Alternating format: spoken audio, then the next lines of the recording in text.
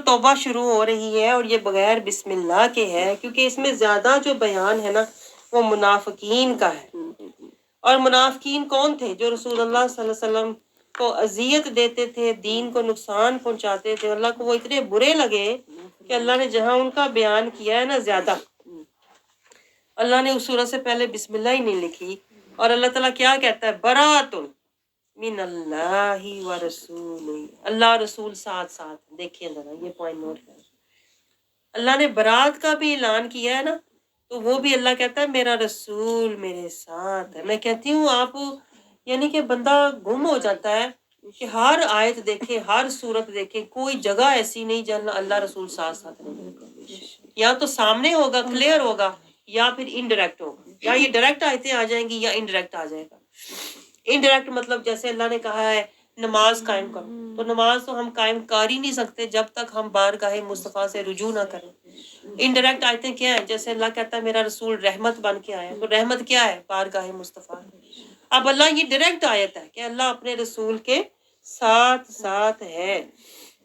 اللہ کہتا ہے اللہ اور اس کے رسول کی طرف سے بیزاری کا اعلان ہے۔ کن کے لیے؟ وہ جو منافق ہے نا، اب ان کی منافقت کھل کے سامنے آ گئی فتح مکہ کے بعد، جو منافق تھے وہ کھل کے ان کی دشمنیاں سامنے آ گئیں، تو اللہ کہتا ہے اب ان سے توڑ دو، جتنے بھی معاہدے کیے تھے نا، جتنے بھی ان کے ساتھ وعدے لیے تھے تم بھی توڑ دو، کوئی ضرورت نہیں ہے۔ جب انہیں لحاظ نہیں ہے اللہ اور اس کے رسول کا اور اپنے وعدوں کا پاس نہیں ہے، تو پھر تم بھی ان کے ساتھ کیے ہوئے وعدوں کے پابند نہیں ہو۔ تو برات، یہ دیکھیں ہم جو شب برات مناتے ہیں نا، وہ بھی یہاں سے ہے نکلا ہوا، اس لفظ سے نکلا ہوا ہے برات۔ شب برات بھی یہ مطلب یہ ہے کہ رہائی کی رات ہوتی ہے۔ برات کا مطلب ہوتا ہے چھوڑ دینا، رہائی مل جانا۔ برات کے دو معنی ہیں، ایک تو چھوڑ دینا اور ایک برات ہو جانا، ایک وعدہ توڑ دینا، منافقوں کے ساتھ وعدہ توڑ دو، اور ایک برات ہے کہ رہائی، اللہ کے عذاب سے رہائی مل گئی۔ تو شب برات کون سی رات ہوتی ہے؟ جب اللہ فیصلے کرتا ہے بخشش کے، یعنی عذاب سے برات مل جاتی ہے، اللہ کے غضب سے برات مل جاتی ہے، تو اس لیے ہم اس کو شب برات کہتے ہیں۔ اللہ کوئی مانتے نہیں اس کو۔ اب دیکھیں ہم نے جو بھی ہم کام کرتے ہیں وہ قرآن سے ہوتا ہے، لیکن صرف ہمیں ریفرنس دینا نہیں آتا، ریفرنس پتہ نہیں ہوتا کہ کس ریفرنس کے تحت ہم یہ کام کر رہے ہیں۔ تو دورہ قرآن کا میرا مقصد ہی یہ ہے کہ میں وہ چیزیں ہائی لائٹ کروں جو آپ کے عقیدے سے ریلیٹ ہے، تاکہ کوئی آپ سے سوال کرے تو آپ کو جواب تو پتہ ہو میں نے کہاں سے جواب دینا ہے۔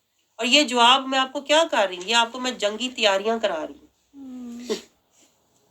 یہ بھی جنگی تیاری ہے، آپ کو پتہ ہے، اللہ کے دشمنوں کے خلاف، کہ لوگ کچھ اعتراض کریں یا کچھ کہیں تو آپ کی تیاری تو ہو، آپ کو علمی، آپ کے پاس جواب تو ہو، جہاد بالقلم تو ہو آپ کے پاس، تیار تو آپ ہوں، پھر ہی آپ ثابت قدم رہیں گے نا۔ اگر آپ کے پاس جواب ہی نہیں ہے تو آپ کہو گے پتہ نہیں، سنیا تھے اسی طرح سی، اگلا بندہ فوراً ہی کہے گا بدعا، شرک، ہاذا شرک ہاذا حرام، آپ نے ادھر ہی ڈٹ جانا، پتہ نہیں ہم ساری زندگی شرکی کرتے ہیں۔ یہ ہوتا ہے کہ جنگی تیاری رکھو۔ پیچھے ہم پڑھ کے آئے نا سورہ انفال میں، جہاد کے لیے آگے اللہ تعالیٰ کیا سمجھا رہا ہے کہ توبہ، یہ دیکھیں کہ برات جو تھی، ایک تو اللہ کہہ رہا ہے منافقوں سے جان چھڑاؤ، اور دوسرا برات اللہ تعالیٰ نے مومنوں کے لیے بھی اس میں نازل کی تھی کہ جب فتح مکہ ہوا تو اس کے بعد غزوہ تبوک کا معرکہ پیش آیا، تو کچھ لوگ اس میں شامل نہیں ہوئے تھے، تو اللہ تعالیٰ نے پھر ان کو بعد میں معاف کر دیا، ان کی بخشش کا اعلان کر دیا۔ فتح مکہ ہوا تھا 8 ہجری میں، 9 ہجری میں غزوہ تبوک ہوا تھا جس میں کچھ صحابی شامل نہیں ہوئے تھے، تو پھر اللہ تعالیٰ نے بعد میں ان کو معاف فرما دیا۔ تو اللہ تعالیٰ کہتا ہے یہ جو مشرک لوگ ہیں نا، فتح مکہ کے بعد ان سے معاہدے توڑیں اور ان کو 4 ماہ کی مدت دے دیں کہ انہوں نے اگر کہیں جانا ہے تو جا کے رہیں، کہیں چلے جائیں، یعنی یہ چھوڑ دیں علاقہ جو مسلمانوں کا ہے، کیونکہ اگر مسلمانوں کے ساتھ رہنا ہے تو پھر مسلمانوں کے قوانین کے مطابق زندگی گزارنی پڑے گی، تو یعنی اصول و ضوابط کے مطابق چلنا پڑے گا۔ آگے آیت نمبر 3 میں اللہ کیا سمجھا رہا ہے کہ یہ جو آیات ہے آذان من اللہ و رسولہ، یہ دیکھیں نا، آپ یہ نوٹ کیا کریں نا، اللہ رسول ساتھ ساتھ ہے، آذان ان میں بھی ہے، برات ان میں بھی ہے، رضا میں بھی ہے، ادا میں بھی ہے، وفا میں بھی ہے، محبت میں بھی ہے، ہر جگہ ہے، حتیٰ کہ غصے میں بھی ہے۔ اللہ کہتا ہے اگر میرے محبوب کو جو ناراض کرے گا اللہ کو ناراض کرے گا، جو میرے محبوب سے دشمنی کرے گا اس نے اللہ سے دشمنی کی ہے۔ آپ سمجھ رہے ہیں؟ تو یہ ہمارے عقیدے سے ریلیٹ باتیں ہیں کہ ہم رسول کو نہیں ملا رہے، اللہ نے ملا کے بھیجا ہوا ہے۔ اللہ نے رسول سے خود کو کیوں ملایا؟ تاکہ رسول ہمیں حق سے ملا دے۔ یہ آیات آذان، یہ جو آیات ہیں اللہ اور اس کے رسول کی جانب سے اعلان تھا۔ اذان یعنی اعلان تھا، من اللہ و رسول ہی، عام اعلان تھا۔ اب کوئی کافروں کے ساتھ لحاظ نہیں ہوگا۔ تو پھر رسول اللہ صلی اللہ علیہ وسلم نے یہ اعلان کرنے کے لیے کہتے ہیں حضرت علی رضی اللہ تعالیٰ عنہ کو بھیجا کہ یہ جا کے احکامات مسلمانوں کو بتا دو۔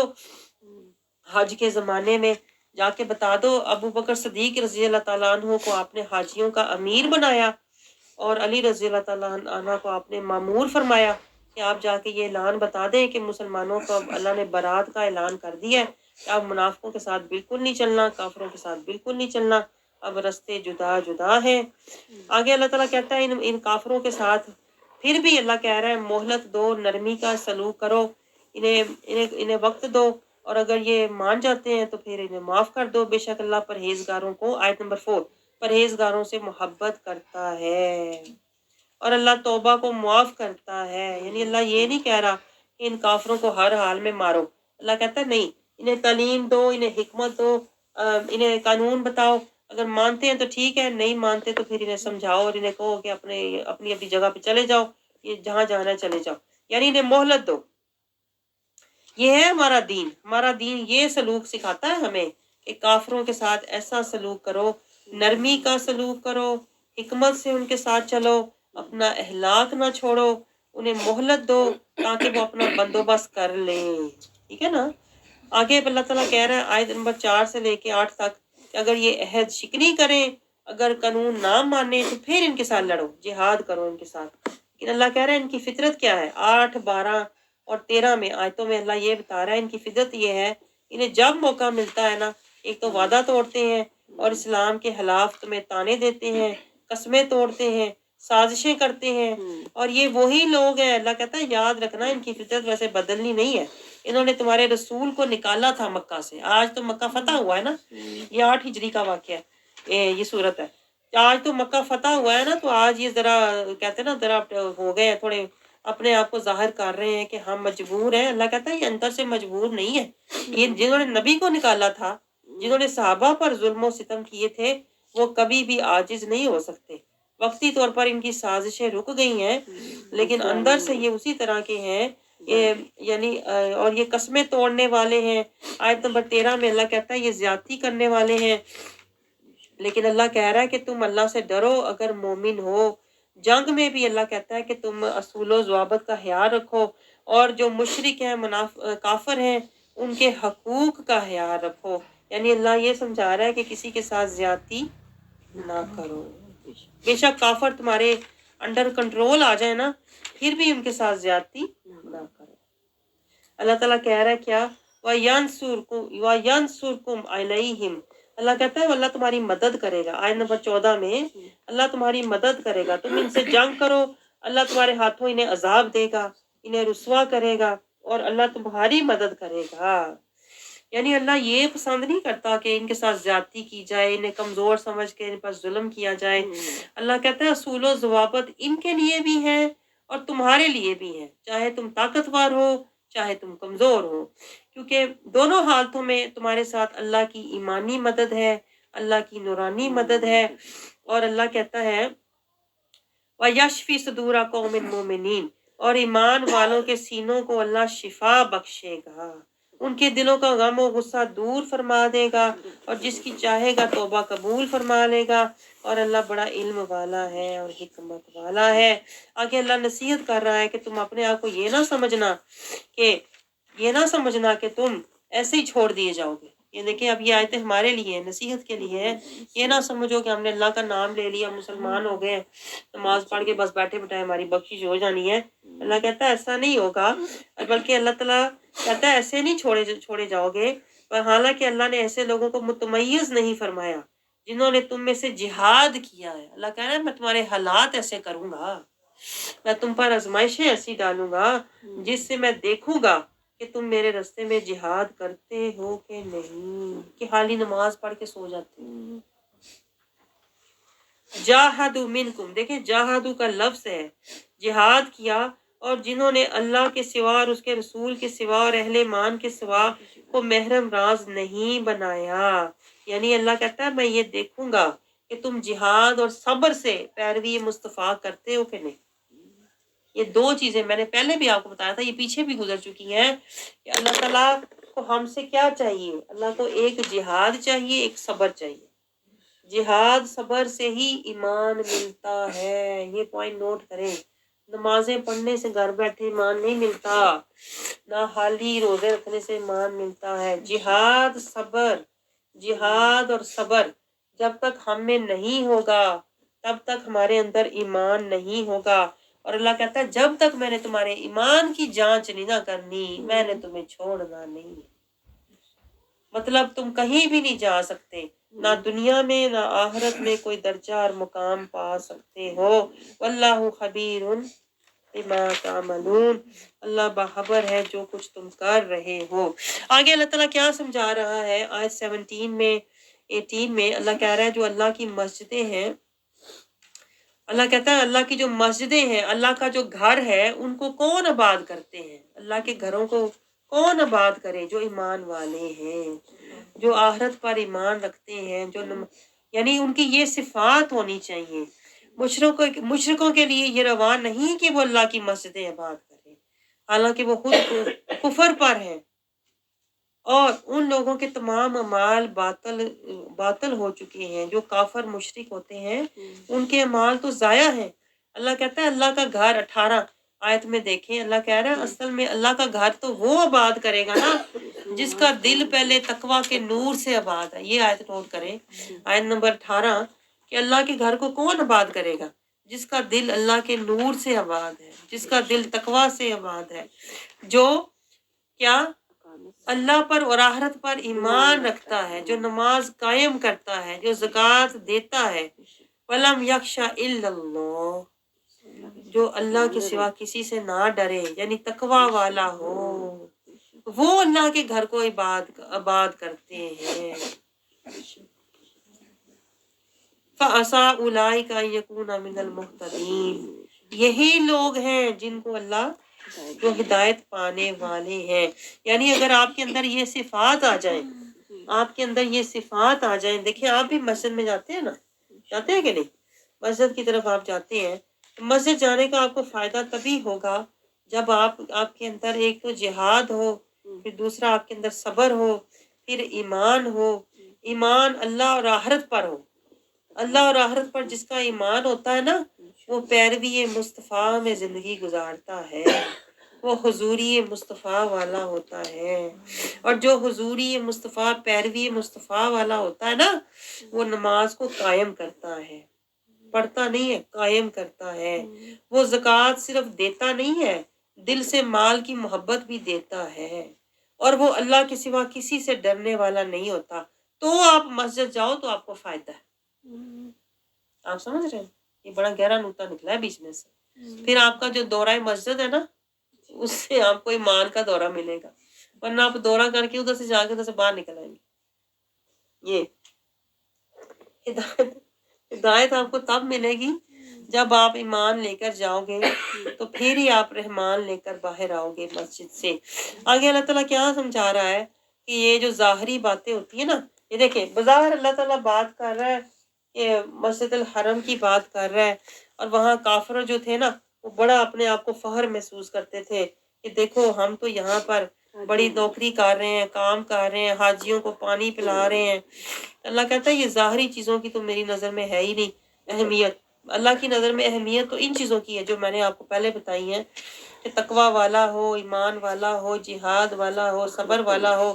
ورنہ یہ مسجد کی ڈیوٹی، یہ مسجد کی نوکری، یہ مسجد کی طرف دوڑنا یہ کسی کام آنے والا نہیں.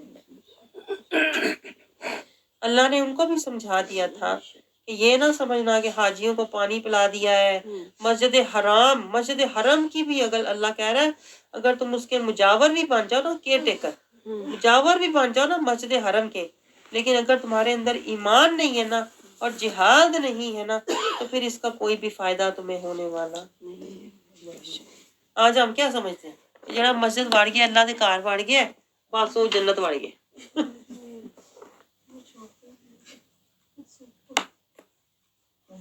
وہ جنت چلا گیا سیدھا، کیونکہ اللہ گھر چلا گیا نا. ہم سمجھتے ہیں یہ جو مسجد ہے نا، وہ اللہ کہہ رہا ہے یہ مسجد تو کیا، وہ مسجد حرام میں بھی تم آ جاؤ نا، میری مسجد میں بھی، بیت اللہ والی مسجد میں بھی اگر تم آ جاؤ، تقویٰ نہیں ہے تمہارے پاس، جہاد نہیں ہے، صبر نہیں ہے، ایمان بالآخرت نہیں ہے، میرے نبی کی پیروی نہیں ہے، میرے نبی کی غلامی نہیں ہے، تو تمہیں ادھر جا کے بھی کچھ نہیں ملنا. یہ تو نیڑے کی مسجد اللہ کہتا ہے میرے بھی نزدیک آ جاؤ تو کچھ حاصل نہیں ہوگا جب تک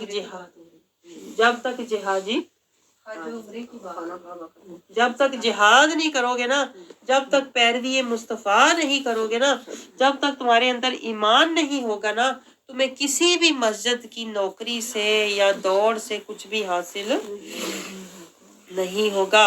اور کیوں حاصل نہیں ہوگا اللہ نے وجہ بھی بتا دی ہے، واللہ لا یہدی القوم الظالمین. اللہ ظالموں کو دیتا ہی نہیں ہدایت، پسند ہی نہیں کرتا، منہ ہی نہیں لگاتا، تو ان کے عمل کیا قبول کرے گا جنہیں اللہ منہ ہی نہیں لگا رہا. آگے اللہ کیا سمجھا رہا ہے آیت نمبر 20 میں، جو لوگ ایمان لائے. دیکھیں اب اللہ یہ بتا رہا ہے مجھے کیا پسند ہے، مجھے کیا چاہیے. جو لوگ ایمان لائے اور انہوں نے ہجرت کی، اللہ کی راہ میں اپنے مال اور اپنی جانوں سے جہاد کیا. یہ سمجھے پوائنٹ، اللہ یہ نہیں کہہ رہا نمازیں پڑھی، روزے رکھے اور انہوں نے زکاتیں دی، نہیں. اللہ کہہ رہا ہے کیا، ایمان والے بنو. پہلے تو ایمان والے بنو، سب سے پہلے تو ظلمت، جہالت، غفلت، منافقت سے نکلو. ہاجرو، پھر ہجرت کرو، نفس کشی کرو، نفس کے گھر سے نکلو، قلب کے گھر میں آؤ، روح کے گھر میں آؤ. وجاہدو، اور پھر اللہ کے راستے میں جہاد کرو. جاہدو فی سبیل اللہ، اللہ کے راستے میں جہاد کرو. کس بات کا، رضائے خدا، اتباع مصطفیٰ. جہاد کرو کس بات کا، من پاک نیت سے. جہاد کرو جس کی ہمیں کوئی خبر ہی نہیں ہے، ہم تو بس اعمال کے پیچھے دوڑے، اعمال کر لیں. اللہ پوری ترتیب بتا رہا ہے میرے پاس آنا اس ترتیب سے آنا، اپنی ترتیب نہ بنا کے آنا اے چک لیا تو وہ چھاڑ دیتا. نماز تمہاری کسی کام نہیں آنی، یہ پوائنٹ نوٹ کریں. میں کہتی ہوں اس آیت کو ہائی لائٹ کریں، یہ آپ کی زندگی کا وے آف لائف ہونی چاہیے کہ میں نے زندگی گزارنی کیسے ہے، میں نے رب کو راضی کیسے کرنا ہے. پہلے ایمان والا بنو، پھر گناہ چھوڑو، پھر اللہ کے راستے میں جہاد کرو مال اور جان سے. یعنی مال کیا، جو کچھ اللہ نے تمہیں ہمت طاقت دی ہوئی ہے، جو کچھ بھی تمہارے پاس ہے، دماغ، صلاحیت، علم، وَأَنفُسَهُمْ، جتنی صحت ہے اللہ کے راستے میں لگا دو. ہم تو کہتے ہیں نماز پڑھ کے لمبی تان کے سو جاؤ، روزہ رکھنے آپ کسر نکال دو افطاری میں، بس روزے کی تلافی ہو جائے میرے. اللہ کہہ رہا ہے مجھے یہ چاہیے، پھر میں کیا دوں گا. اعظم درجۃ عند اللہ، اگر اللہ کی بارگاہ سے کوئی درجہ چاہیے نا، کوئی مقام چاہیے نا، تو پھر جو ترتیب، جو کورس اللہ نے دیا ہے نا، وہ کورس پورا کر کے آنا. جیسے ڈاکٹر کہتا ہے نا اینٹی بائیوٹک دی ہے، یہ پورا کورس کرو گے تو صحیح، پھر تمہارا شفا ہوگی. تو اللہ نے بھی ہمیں یہ پورا کورس دیا ہے، یہ پورا کورس اسی طرح کھانا، کوئی ناگانا بیچ میں آئے، کوئی چھوٹنا بھی نہیں. یہ پوری ترتیب اسی طرح فالو کرنا، پھر تمہارے اندر جو شیطان کے مکر، جکڑ، اثر ہے نا، تکبر، وہ نکلیں گے. اور میری بارگاہ سے تمہیں کیا ملے گا، درجۃ عند اللہ وَأُولَٰئِكَ هُمُ الْفَائِزُونَ. یہ ہے سٹیٹس، جس کو میں سٹیٹس کہتی ہوں، کیونکہ یہ اللہ کا بنایا ہوا بتایا ہوا سٹیٹس ہے. اللہ ہمیں یہ سٹیٹس لینے والا. یہ میں کہتی ہوں آپ سے، اس کی فکر کرو، اس کی فکر کرو کہ میرا ایمان ہے کہ نہیں، میں نے ہجرت کی کہ نہیں، میں نے جہاد کیا کہ نہیں، میں نے اللہ کی بارگاہ میں کوئی درجہ پایا کہ نہیں. یہ فکریں کیا کرو. کیا دنیا کی فکریں، یہ آیا تو وہ گیا، اس نے کیا کہا، اس نے کیا کہا، یہ چھوٹا وہ ٹوٹا، یہ کیا فکریں، یہ تو شیطانی فکریں ہیں، یہ تو مکریں ہیں. فکر کرنی ہے تو یہ اللہ کی فکریں لگاؤ. آگے اللہ کیا سمجھا رہا ہے؟ ان کا رب انہیں اپنی جانب سے رحمت. دیکھیں مزید اللہ خوشخبریاں سنا رہا ہے.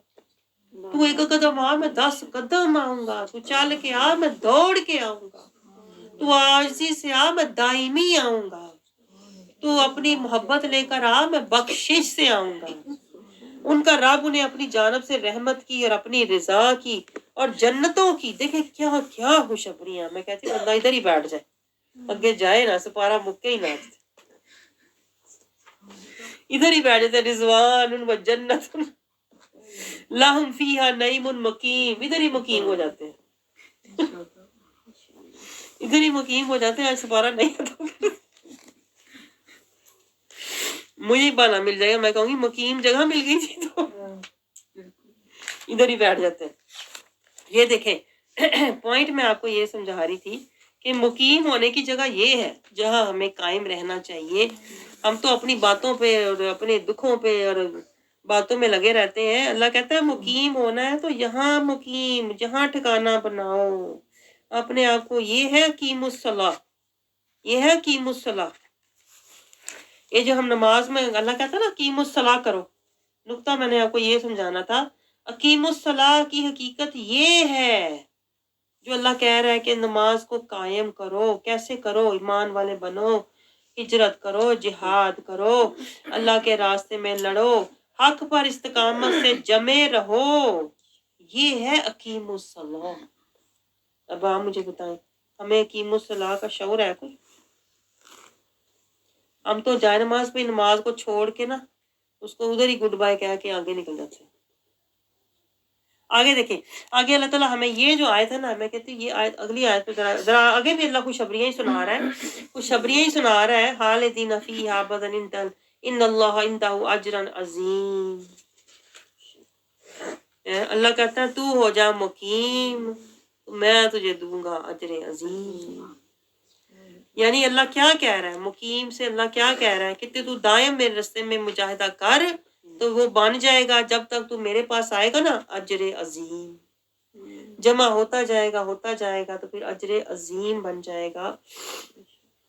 اے ایمان والو، یہ دیکھیں اے ایمان والو، تم اپنے باپ دادا اور بھائیوں کو دوست نہ بناؤ. ذرا سوچیں، یہ آیت جو ہے نا یہ بہت کہتے ہیں نا بندے کو زلزلے والی جھٹکے والی آیت ہے. یہ جھٹکے والی آیت ہے کیونکہ یہ ہمیں غفلت سے نکالنے والی ہے. اے ایمان والو، مخاطب کون ہے؟ ایمان والے. اگر باپ بھائی بیٹے، یعنی اللہ کہہ رہا ہے کیا تم اپنے باپ، کوئی تصور کر سکتا ہے اپنے باپ بھائی، اللہ نے نام لکھے ہوئے ہیں، آباءکم اخوانکم اولیاء لا تتخذوا، ان کو اپنا دوست اولیاء نہ بناؤ، ساتھی نہ سمجھو، رشتہ نہ سمجھو، ان سے رشتہ نہ سمجھو. اگر کیا وہ ایمان پر کفر کو پسند کریں.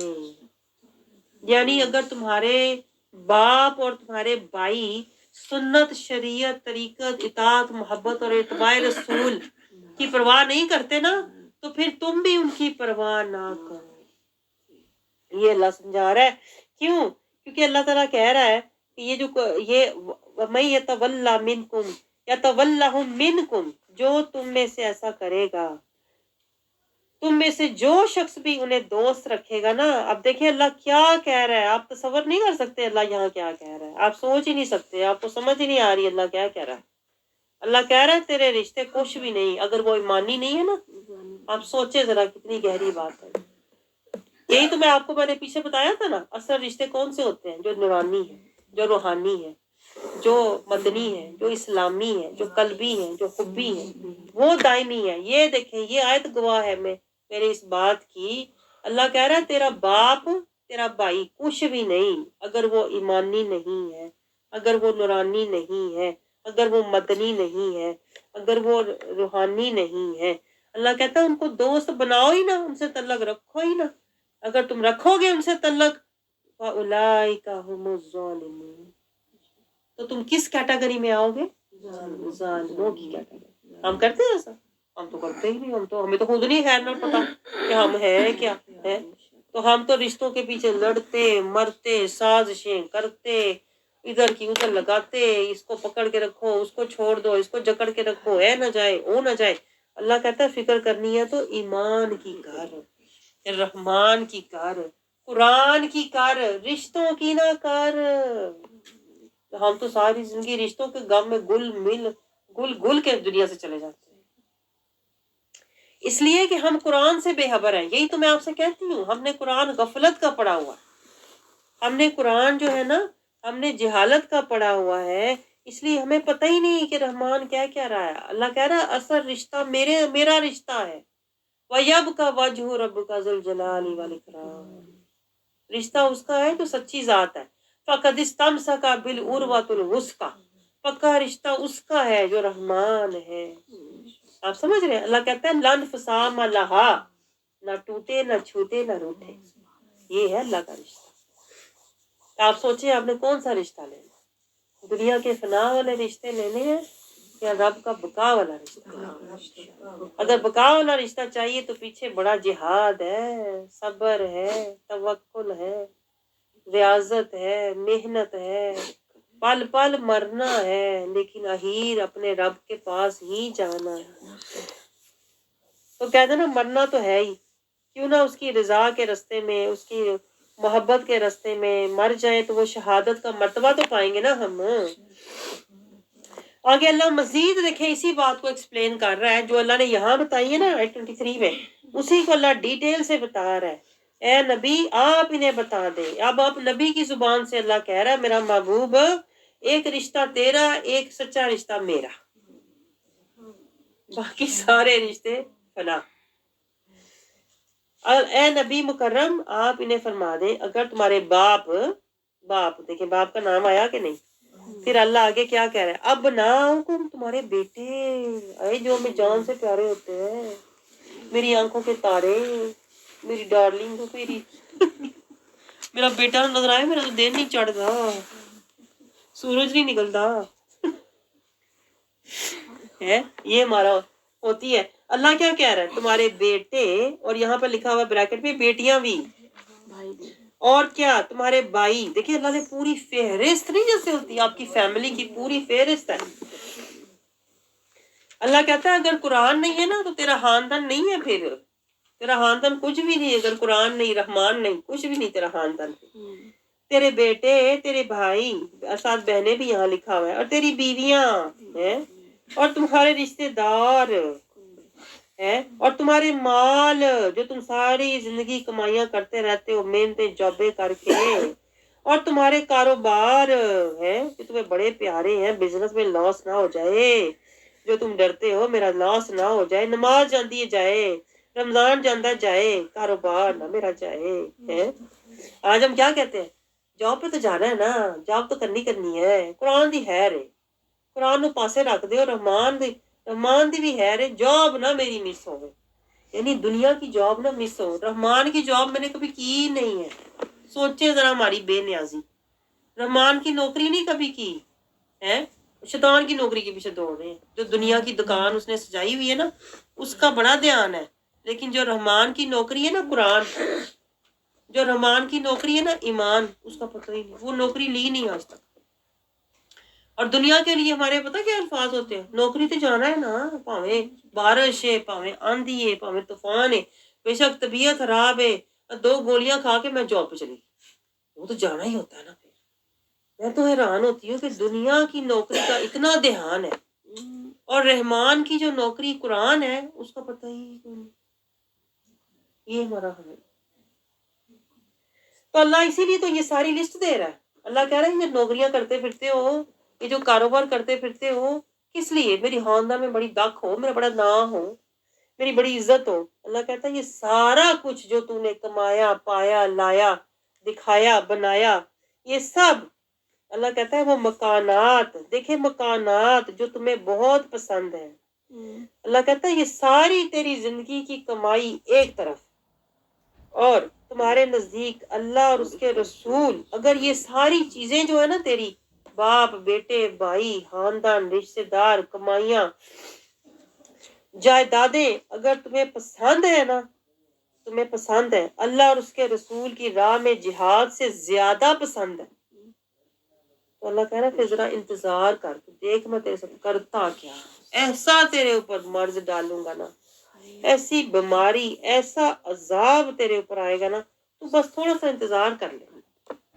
تو دیکھ میں کرتا کیا ہوں، تیرا بنا بنایا کیتا کرایا سارا غارت ہو جائے گا، تیری کمائی ساری میں کھوہ میں ڈال دوں، تیرے عالی شان مکان تیرے تیار ہوں گے، تیرے اندر سے ایسی بیماری نکلنی ہے کہ راتوں رات تیرا بوریا بسترا گول ہو جانا، اور تیرے عالی شان محل جو تُونے بنائے نا، وہ تیرا کوئی وارث ہی نہیں ہونا، کوئی رہنے والا نہیں تجھے ملنا، جو تُونے اتنا مال اسباب سرمایہ جمع کیا ہے نا، کوئی کھانے والا ہی نہیں ہونا، تجھے نہ کھانا نصیب ہونا ہے نہ رہنا نصیب ہونا ہے، کیونکہ تیرا جرم کیا تھا، تو نے اللہ اور اس کے رسول سے زیادہ ان چیزوں سے محبت کی تھی، تو نے اپنی ہمت، طاقت، مہلت، صحت دنیا کے پیچھے لگائی تھی، دنیا کمانے میں لگائی تھی، تو پھر سزا کے طور پر کیا ہوگا، یہ تیرا مال کوئی تیرے کام نہیں آئے گا، پھر تجھ پر اللہ کا حکم ہوتا ہے عذاب، ایک اللہ کا حکم ہے یہ قرآن کی شکل میں، یہ اللہ کا امر ہے، یہ اللہ نے کہا ہے میرا امر یہ قرآن ہے، اس کو مانو، یہ دعوت ہے، اس کو مانو، اگر تم نے اللہ کا امر، اللہ کی دعوت کو نہیں مانا، اللہ کا حکم نہیں مانا، تو پھر اللہ کا امر آتا ہے جو قضا بن کے نازل ہوتا ہے، جب قضا آ جائے تو پھر کچھ بھی باقی، سب فنا، قضا کے بعد سب فنا ہو جاتا ہے۔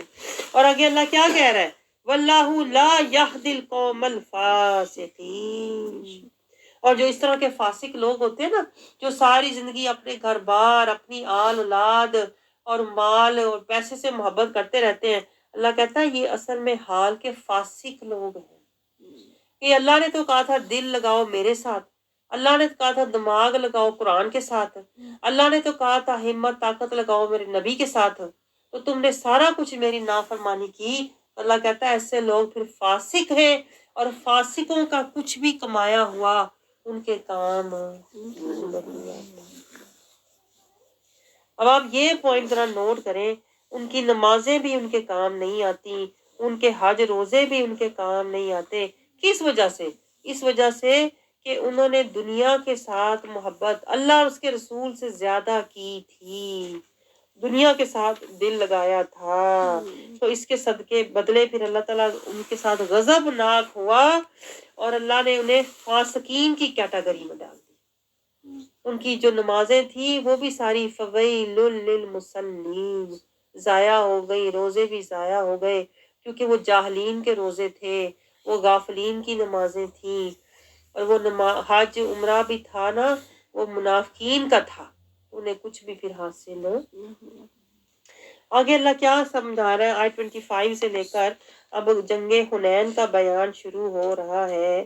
جنگ حنین اللہ تعالیٰ کہہ رہا ہے کہ تم نکلے تھے، اللہ نے بہت سے مقامات پر تمہاری مدد فرمائی، اور جنگ حنین کے دن تو تمہاری قوت کی کثرت نے تمہیں نازاں بنا دیا، پھر وہ کثرت تمہیں کچھ بھی نفع نہ دے سکی، اور زمین باوجود فراغی رکھتی تھی تم پر تنگ ہو گئی اور تم بھاگ گئے، یعنی جنگ حنین کا سارا واقعہ ہے یہاں سے شروع ہو رہا، کہ مسلمانوں نے سمجھا تھا کہ اب مکہ فتح ہو گیا ہے، پہلے تو مکہ فتح ہوا نا، تو انہوں نے ایزی لیا کہ اب جنگ حنین ہمارے لیے ایزی ہے، لیکن جب وہ جنگ میں میدان میں گئے تو کہتے ہیں کافروں نے شروع میں ہی، وہ چھپے ہوئے تھے، اور انہوں نے ان کے اوپر پتھروں کی تیروں کی بارش کر دی، جب تیروں کی بارش ہوئی تو مسلمان جو ہے نا وہ اچانک حملے پر گھبرا گئے، تو اللہ کہتا ہے کہ بجائے اس کے کہ تم تیاری سے جاتے، تم اس سوچ سے گئے تھے کہ مطلب ہم تو فتح کر کے آ ہی جائیں گے، اللہ کہتا ہے اگر اللہ مدد نہ کرتا نا، وہ اللہ نے تو پھر تمہیں اس جنگ میں شکست ہونی تھی، لیکن رسول اللہ صلی اللہ علیہ وسلم جو ہے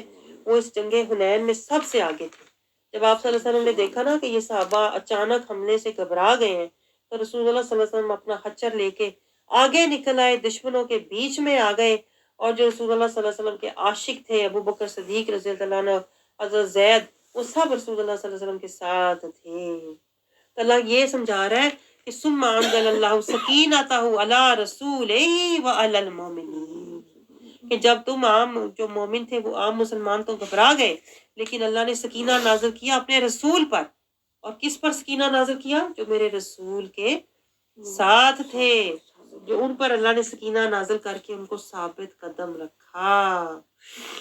کافروں کو اللہ پھر سزا دیتا ہے مومنوں کے ذریعے۔ یہاں سے آپ کو کوئی پوائنٹ سمجھ آیا ہے؟ یہ سکینہ، سکینہ کیا چیز ہے آپ کو پتا؟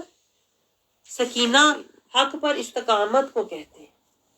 سکینہ کہتے ہیں سکون سے حق کے رستے پر چلتے رہنا، کسی بیماری، کسی پریشانی، کسی مشکل، نہ اپنے حالات، نہ اپنے واقعات، نہ اپنے جذبات، نہ اپنے احساسات، کسی چیز کو نہ دیکھنا، سکون سے استقامت سے حق کے راستے پر جو بندہ چلتا رہتا ہے نا، سمجھ لیں وہ اللہ کے سکینے میں ہے۔ آپ سمجھ رہے ہیں؟ اور یہ سکینہ ملتا تب ہی ہے، یہ سکینہ تب ملتا ہے جب بارگاہ مصطفیٰ کی فقیری اسیری حضوری نصیب ہوتی ہے۔ کیونکہ یہ دیکھیں آیت گواہ ہے نا، سکینہ نازل کیا، ثم انزل اللہ سکینتہ علی رسولہ، میرے رسول پر اللہ کہتا ہے میں نے سکینہ نازل کیا، وعلی المومنین، اور جو اس کے در کے منگتے تھے ان پر۔ تو ہمیں اللہ اس آیت سے اشارے دیتا ہے، یہ ان میں اشارہ بھی ہوتا ہے کہ میرے رسول کے منگتوں پر میں سکینہ نازل کرتا ہوں مشکل وقت۔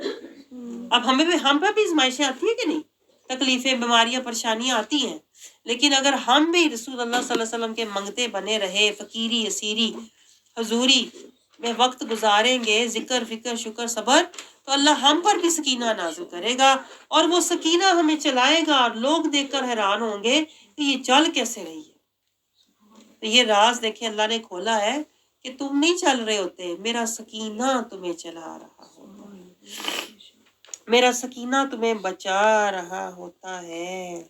آگے اللہ کیا سمجھا رہا ہے کہ آیت 27 اللہ تعالیٰ کہتا ہے پھر اللہ اس کے بعد جس کی چاہتا ہے توبہ قبول کرتا ہے، اور اللہ بخشنے والا ہے، یعنی پھر انہوں نے جو نہیں ساتھ دے رہے تھے، جو گھبرا گئے تھے، اللہ نے ان کی توبہ قبول کر لی۔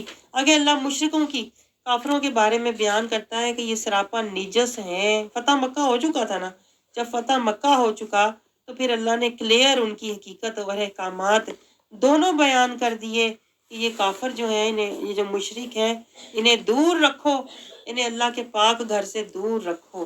آگے اللہ تعالیٰ کیا سمجھا رہا ہے؟ هو الذی ارسل، آگے اللہ تعالیٰ کون سی آیت تھی؟ 28 کافروں کے بارے میں اللہ نے بتایا ہے، جی کافروں کے بارے میں اللہ نے احکامات بتائے ہیں کہ یہ تو مشرک بھی ہیں اور یہ نجس بھی ہیں، یہودی اور کافر، اس لیے انہیں اللہ کے گھر سے دور رکھو۔ اللہ نے ان کے لیے حدود و قیود اور احکامات بیان کر دیے۔ آگے اللہ کہتا ہے ان کی نیت کیا ہوتی ہے، ان کے اندر اللہ کہتا ہے ان کے اندر جو عیسائی ہیں وہ کیا ہے، انہوں نے اللہ کے سوا اپنے عالم و زاہدوں کو رب بنا لیا ہے، یعنی یہ شرک بھی کرتے ہیں۔ 31 یہ سارا ان کا بیان ہے، لیکن اللہ آگے ان کی نیت ہمیں بتا رہا ہے 32 میں کہ وہ اندر سے چاہتے کیا ہیں۔ بظاہر وہ ظاہر کرتے ہیں بڑے دوست ہیں، ہم تو بڑے کام ہیں جی، کول ہیں، لیکن اللہ کہتا ہے ان کے اندر میں اسلام کی دشمنی ہے، اور وہ چاہتے ہیں اللہ کا نور اپنی پھونکوں سے بجھا دیں، لیکن اللہ کہتا ہے وہ ایسا کر نہیں سکتے، کیونکہ اللہ اپنے نور کو کمال تک خود پہنچانے والا ہے۔ آگے اللہ اپنے محبوب کی عظمت اور شان بیان کر رہا ہے، والذی ارسل، یہ جو ارسل رسولہ ہوا ہے نا، اس کو ہو نے بھیجا ہے، اور ہو نے بھیجا ہے اس کو سجا کر اپنی صفات سے، اپنے انوار سے، اپنی تجلیات سے، اپنی قربتوں سے، اپنی شانوں سے، اور اس کو دیا کیا ہے؟ بالخدا، اور اس کو ہدایت دی ہے۔ اب دیکھیں خدا کا نام رکھنے، الہدا والے ہدایت کے ٹھیکیدار نہیں ہے، ہدایت کا ذمہ دار اور ہدایت دینے والا رسول ہے۔ تو جو فقیر بارگاہ مصطفیٰ ہے، اللہ کہہ رہا ہے ہدایت اسے ملے گی۔ بالخدا کا لفظ دیکھیں آپ، دین الحق، دین حق کہاں سے ملے گا؟ اپنا نہیں ملے گا، بارگاہ مصطفیٰ سے ملے گا۔ جس طرح رسول اللہ صلی اللہ علیہ وسلم نے دین سمجھایا ہے، ہدایت کے راستے پہ چل کے دکھایا ہے، جب تک ہم وہ نہیں پیروی کریں گے ہم دین پر عمل کر نہیں سکتے، ہم ہدایت کو پا نہیں سکتے۔ اللہ کہتا ہے میں نے اپنے محبوب کو یہ منصب دے کر بھیجا ہوا ہے۔ کیا منصب؟ لِيُظْهِرَهُ عَلَى الدِّينِ كُلِّهِ، تاکہ اس رسول کو ہر دین والے پر غالب کر دے۔ بلو کاری حل مشرکون، اور مشرکون کو ظاہر ہے یہ بات بری لگے گی۔ آگے اللہ پادریوں کے بارے میں بات کر رہا ہے کہ ان کے اندر بڑے گناہگار بھی ہوتے ہیں، جو ناجائز منافع لینے والے ہیں، جو سونا چاندی کی ہرس رکھتے ہیں، ان کے لیے پھر عذاب علیم ہے۔ آگے آیت 36 میں حرمت والے مہینوں کا بیان ہے۔ آگے پھر اب یہ سارا اللہ تعالیٰ انہی کے بارے میں بات کر رہا ہے۔ پھر اللہ کہہ رہا ہے ان کے لیے دنیا کی زندگی حسین ہے۔ اللہ کہتا ہے اللہ ان کو ہدایت نہیں دیتا۔ آیت 37 آگے اللہ تعالیٰ کیا کہتا ہے، اللہ کہتا ہے تم جہاد کے لیے نکلو اللہ کے راستے میں، اگر تم نہ نکلو گے نا، اگر تم نہ نکلو گے تو تمہیں دردناک عذاب دے گا۔ یہ پوائنٹ نوٹ کریں، یہ امپورٹنٹ آیت ہے۔ پہلے تو اللہ ترغیب دیتا ہے نا، اللہ کے راستے میں جہاد کرو، دنیا متاع قلیل ہے، تمہیں کچھ حاصل نہیں ہوگا دنیا سے دل لگا کر، لیکن اگر تم نہیں نکلو گے تو وہ تمہیں دردناک عذاب دے گا۔ گھر بیٹھے آرام نہیں کر سکتے ہو تم، اللہ کہتا ہے میں بیماری تجھے ایسی دے دوں گا، نہ تجھے آرام ملے گا نہ سکون ملے گا۔ تو بہتر یہ نہیں ہے کہ عزت سے جہاد کر لو، صحت بھی بچا لو، ایمان بھی بچا لو۔ اللہ پیار سے سمجھا رہا ہے۔ آگے اللہ کیا سمجھا رہا ہے، اگر تم اِلَّا تَنْصُرُوهُ فَقَدْ نَصَرَهُ اللَّهُ، اگر تم ان کی رسول اللہ صلی اللہ علیہ وسلم کی مدد نہ کرو گے تو ان کی مدد تو اللہ خود ہی کر دے گا۔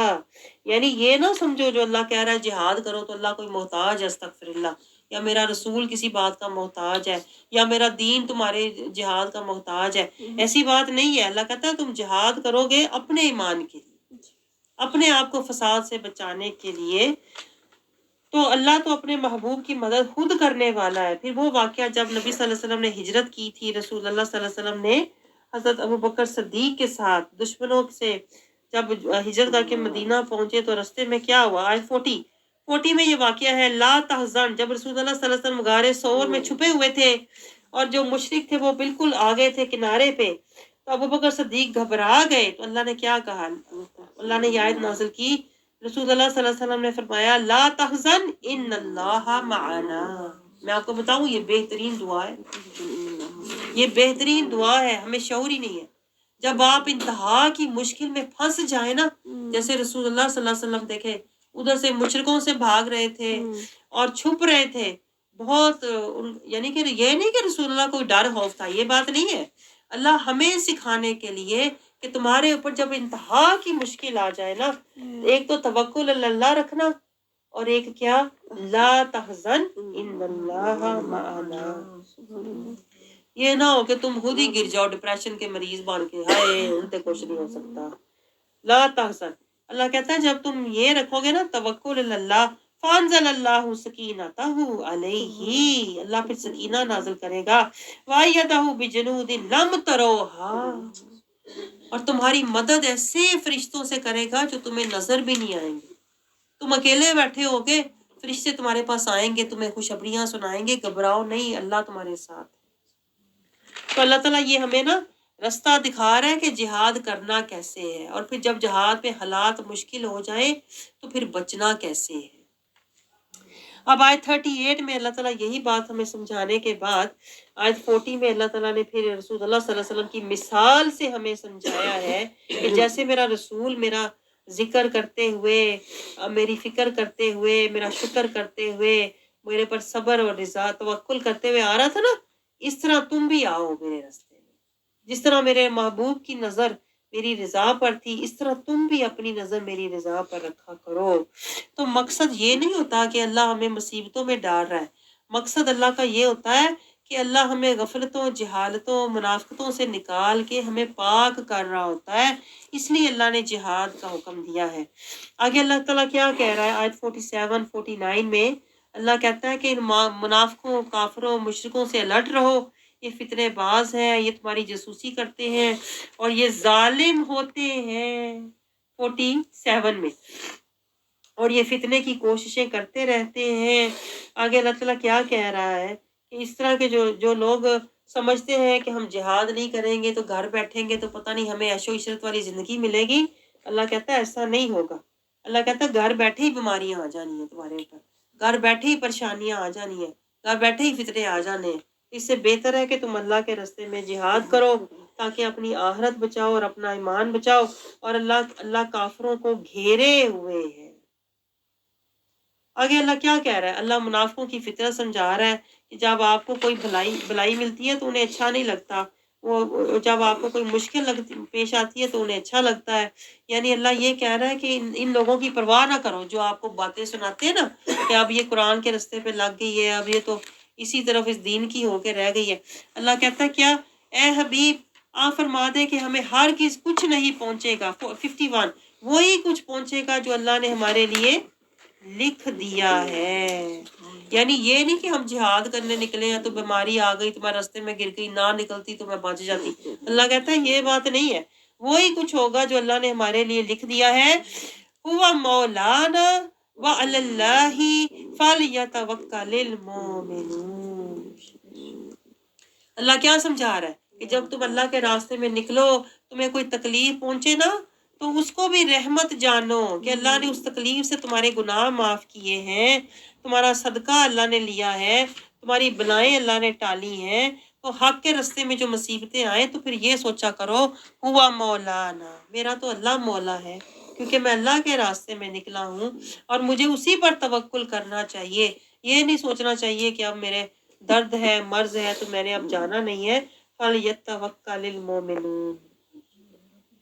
اور اگر جہاد نہیں کیا تو اللہ تعالیٰ کہتا ہے کیا فرما دیجئے کہ اللہ تعالیٰ کہہ رہا ہے کہ جو کچھ بھی تم حج کرو خوشی سے یا ناخوشی سے. 53 آیت کو دیکھیں، اگر تم جہاد نہیں کر رہے تو تم جو بھی حج کر رہے ہو اللہ کہتا ہے مجھے قبول ہی نہیں. یہ آپ نے کبھی سوچی ہے یہ بات؟ تم فاسقین ہو، اللہ کہتا ہے تم فاسقین ہو اور مجھے فاسقین کا نہ مال چاہیے نہ امال چاہیے. یہ پوائنٹ نوٹ کریں. اور ہم سمجھتے ہیں ہم گھر بیٹھے عمل کر لیں، جو مرضی عمل کر لیں، مارے موٹے کر لیں، قبول ہونے ہی ہونے. اللہ کہتا ہے مجھے اس طرح کے لوگوں کے عمل چاہیے ہی نہیں ہے جو میرے راستے میں جہاد نہیں کرتے، جو میرے راستے میں مجاہدہ نہیں کرتے، جو تقویٰ کے لیے ریاضت محنت مشقت نہیں کرتے. کیونکہ اللہ مالوں کا تو محتاج ہے ہی نہیں، اللہ تو من کے حالوں کو دیکھتا ہے. آگے اللہ تعالیٰ کیا سمجھا رہا ہے کہ ایسے جو لوگ ہوتے ہیں نا جو اللہ کے راستے میں جہاد نہیں کرتے، ایک تو من کے فاسق ہوتے ہیں اور پھر یہ بہت اللہ کہتا ہے یہ سست بھی ہوتے ہیں، دین کے معاملے میں بڑے سست ہوتے ہیں. نماز کو بھی تم دیکھو کاہلی سے پڑھیں گے، بے رغبتی سے پڑھیں گے. یہاں ظاہر ہے جب گھر بیٹھے ہوئے ہیں نہ ان کے پاس علم ہے نہ شعور ہے نہ فہم ہے نہ انہیں ادراک ہے نہ ایمان ہے، تو نماز بھی پڑھیں گے تو اٹھ کے ماڑی موٹی پڑھ کے تھے اپنا پھر سو گئے تو پھر لیٹ گئے، پھر ادھر ادھر کی گپ شپ میں وقت ضائع کریں گے. تو جو جہاد کرتے ہیں علم ان کے پاس ہوتا ہے، شعور ان کے پاس ہوتا ہے، ایمان ان کے پاس ہوتا ہے، قرآن کا نور ان کے پاس ہوتا ہے، رحمان کا نور ان کے پاس ہوتا ہے. تو پھر اللہ تعالیٰ کہتا ہے یہ تو لوگ ہیں جو جہاد والے ہیں وہ مجھے پسند ہے. لیکن جو جہاد نہیں کرتے گھر بیٹھے ہوئے ہیں نا، اللہ کہتا ہے ان کو میں مال دوں گا لیکن ان کا مال دے کے نا تم حیران نہ ہونا کہ گھر بیٹھے ہوئے ہیں نہ اللہ رسول کے راستے میں نکلتے ہیں. 55 پھر بھی بڑے پیسے والے نے، اللہ نے کتنا انہوں نے دیتا ہوا ہے. اللہ کہتا ہے ان کا مال و دولت دے کے نا ان سے متاثر نہ ہونا، یہ نفاق والے ہیں. اور یہ جو لوگ ہیں نا ان کے اندر کچھ بھی نہیں ہے، یعنی کہ یہ اللہ کے غصے والے ہیں، اللہ کا ان پر غضب ہے. یہ دنیا کا فائدہ تو انہیں مل جائے گا لیکن ان کے لیے آخرت میں کچھ بھی نہیں ہے. آگے اللہ تعالیٰ کیا سمجھا رہا ہے؟ کیا ہی اچھا ہوتا، آگے اللہ کہہ رہا ہے 59 میں، کیا ہی اچھا ہوتا اگر وہ لوگ اس پر راضی ہوتے جو ان کو اللہ اور اس کے رسول نے عطا فرمایا اور کہتے کہ ہمیں اللہ کافی ہے. عنقریب اللہ اپنے فضل سے اور اس کا رسول مزید عطا فرماتا. دیکھیں عطا کرنے میں بھی اللہ اور اس کا رسول ساتھ ساتھ ہیں، رضا میں بھی اللہ اور اس کا رسول ساتھ ساتھ ہیں. آپ نے نوٹ کیا یہ؟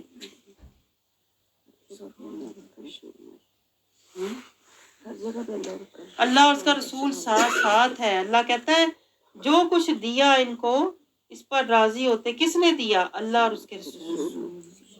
تو وہاں بھی کیا کہتے ہیں؟ وہاں بھی کہتے ہیں صرف اللہ دیتا ہے. یہ آیت کیا کہہ رہی ہے؟ یہ آیت میں نے تو نہیں ڈالی قرآن میں، یہ تو اللہ نے ڈالی ہوئی ہے نا.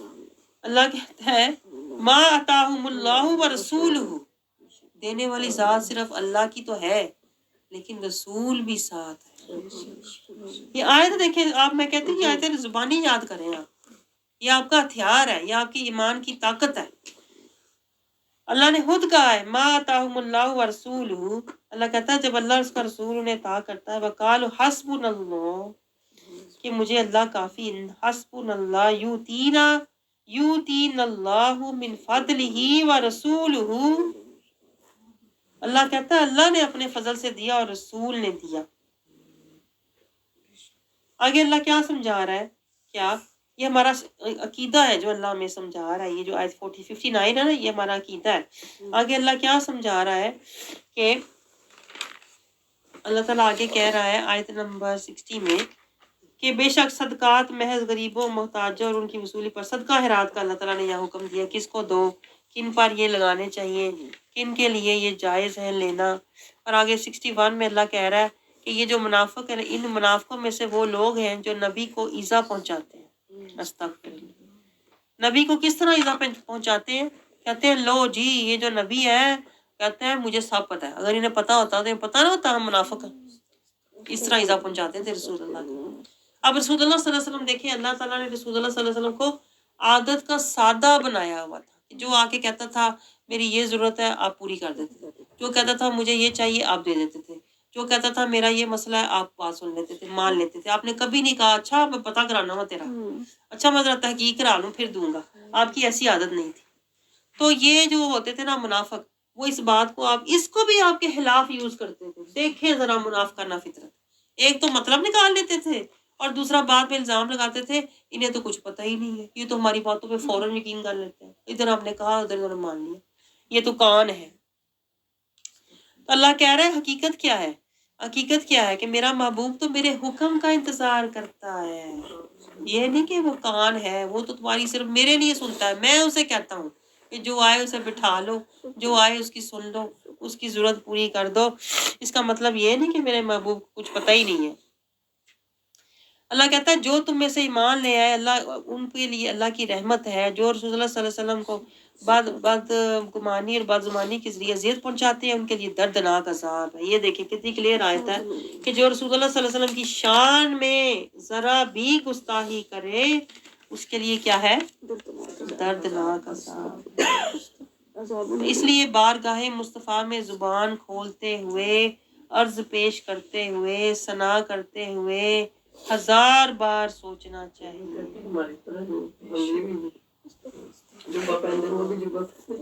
اللہ تعالیٰ تو دیکھیں جس بارگاہ کا ادب اللہ سکھا رہا ہے اس کی عظمت کو ہم کبھی بھی جان نہیں سکتے۔ آگے اللہ تعالیٰ کیا کہہ رہا ہے کہ یہ جو منافق لوگ ہوتے ہیں جھوٹی قسمیں کھا کے نا تمہیں اپنے ایمان کا یقین دلاتے ہیں، اللہ کی قسمیں کھاتے ہیں تاکہ تمہیں راضی رکھیں، حالانکہ اللہ اور اس کا رسول زیادہ حقدار ہے۔ زیادہ حقدار کون ہے؟ اللہ اور اس کا رسول۔ دیکھیں پھر اللہ اور اس کا رسول ساتھ ساتھ، اللہ اور اس کا رسول ساتھ ساتھ ہے کہ اس کو راضی کریں۔ آج ہم کہتے ہیں بس اللہ نو راضی کرو جی، اللہ کہتا ہے راضی کرنا کس کو ہے؟ واللہ ورسولہ، اللہ کہتا ہے تم مجھے راضی کر نہیں سکتے جب تک میرے رسول کو تم راضی نہ کرو گے۔ یہ دیکھیں یہ آیت کلیئر بتا رہی ہیں۔ کہاں لوگ بھولے ہوئے ہیں، صرف اللہ سے مانگو، صرف اللہ دیتا ہے، صرف اللہ کو راضی کرو۔ آگے اللہ تعالیٰ ہمیں کیا سمجھا رہا ہے؟ یہ آیت تھی آیت 64، راضی کرتے تو اللہ تعالیٰ کیا کہہ رہا ہے؟ رسول کو راضی کرتے، رسول کو راضی ہونے سے ہی اللہ راضی ہوتا ہے، رسول کو راضی کرنے سے ہی اللہ راضی ہوتا ہے۔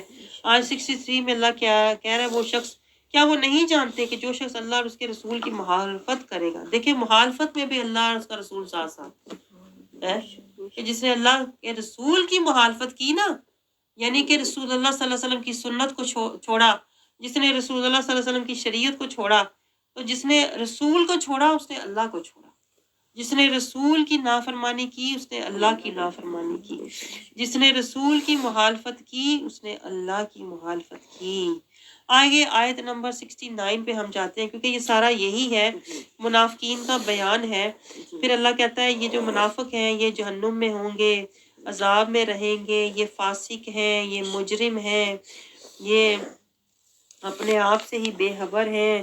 69 میں اللہ تعالیٰ کیا کہہ رہا ہے؟ تم لوگ اے منافقو، تم لوگوں کی مثال، تم ان لوگوں کی مثل ہو جو تم سے پہلے تھے، بہت طاقتور تھے، مال والے تھے، کہیں زیادہ ان کے پاس تھا، پھر وہ اپنے دنیاوی فائدے لے چکے، دنیا کے فائدے کے پیچھے، یعنی کہ جو منافق ہوتا ہے دنیا کی چاہتوں کے پیچھے، پھر ہوتا کیا ہے دنیا کے، اللہ تعالیٰ کہتا ہے لیکن آخرت میں یہ لوگ خسارے والے ہوتے ہیں، آخرت میں یہ لوگ خسارے والے ہوتے ہیں۔ کیوں؟ ایک تو یہ گستاخ رسول ہوتے ہیں، اور دوسرا ان کی اس گستاخی کی وجہ سے ان کے اعمال ضائع ہو جاتے ہیں۔ یہ پوائنٹ گہرا ہے، یہ نوٹ کریں۔ 69 میں جو گستاخ رسول ہیں، جو منافق ہیں، جو رسول کی مخالفت کرتے ہیں، جو رسول کی نافرمانی کرتے ہیں، ان کے اعمال ضائع ہوتے ہیں۔ یہ نہ سمجھیں کہ وہ زیادہ نمازیں پڑھ رہے ہیں، روزے رکھ رہے ہیں تو وہ قبول ہیں، وہ ضائع ہو رہے ہیں۔ یہ آیت کہہ رہی ہے ایسے لوگوں کے ساتھ حج عمرے گروپ لے کے بھی نہ جایا کریں۔ میں آپ کو بتاؤں، یہ نہ ان کا حج ضائع ہو تو آپ کا بھی ہو جائے۔ یہ ذرا تحقیق کر لیا کریں کس گروپ کے ساتھ جا رہے ہیں۔ بعض لوگ سبھی کے ساتھ چل پڑتے ہیں، اسی تو عمرہ ہی کرنا نا، یہ نہیں پتا ہسارے والوں کے ساتھ چلو گے تو انہی میں شمار ہوگے۔ آگے اللہ تعالیٰ کیا سمجھا رہا ہے؟ کیا ان کے پاس ان لوگوں کی خبر نہیں پہنچی جو ان سے پہلے تھے؟ یعنی اللہ کہہ رہا ہے یہ جو منافقین ہے نا، یہ اسی طرح ہے جیسے پہلی قوموں کے نافرمان اور گستاخ تھے نا، جو پہلے نبیوں کے نافرمان تھے، نوح علیہ السلام کے، ابراہیم علیہ السلام کے، ان کا حال بھی انہی کی طرح ہوگا۔ یہ ظالم ہے، اللہ کہتا ہے یہ ظالم ہے اور ان کو کچھ بھی حاصل ہونے والا نہیں ہے۔ آگے آیت 71 میں دیکھیں اللہ تعالیٰ ایمان والوں سے مخاطب ہے، پھر وہ اللہ تعالیٰ کہہ رہا ہے اولیاء، دیکھیں اولیاء کا لفظ پھر آیا ہے، یہ نوٹ کریں، یہ آپ کے عقیدے سے ریلیٹ ماتے ہیں، اس لیے میں ذرا آہستہ جا رہی ہوں کہ آپ کو اپنے عقیدے کی پختگی بھی ملے۔ حال ہی ہم نے پڑھ کے گزرنا نہیں ہے کہ دورہ قرآن کیا ہے، وہ تو بڑے لوگ کرتے ہیں، لیکن دورہ قرآن سے ایمان کی پختگی کوئی لیتا ہے۔ تو اللہ تعالیٰ کیا کہہ رہا ہے؟ والمومنون والمومنات بعضهم اولیاء، اولیاء ہیں بعض، ایک دوسرے کے اولیاء ہیں۔ کیوں اولیاء ہیں؟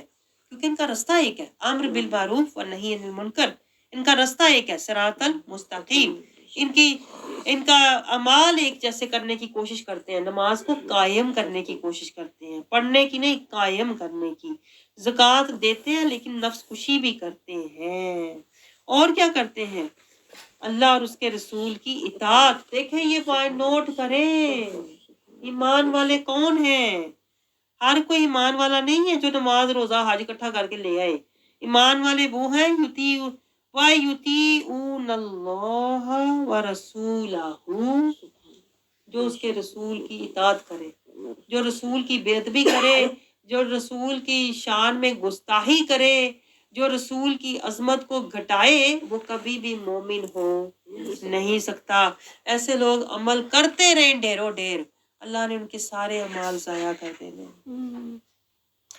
اللہ تعالیٰ کہتا ہے میں ایمان والوں کے ساتھ ہوں کیونکہ وہ میرے نبی کے ساتھ ہیں، اور اللہ کہتا ہے انہی پر اللہ رحم فرمائے گا، اور یہی اللہ تعالیٰ کہتا ہے اللہ بے شک غالب ہے تو اللہ ان کو بھی غالب کرے گا۔ پھر آگے اللہ تعالیٰ مزید یہی بیان کرتا ہے مومنوں کے ساتھ اللہ نے وعدہ کیا ہے، اور جو لوگ نبی کے مخالف ہیں ان کے لیے جہنم کا وعدہ ہے۔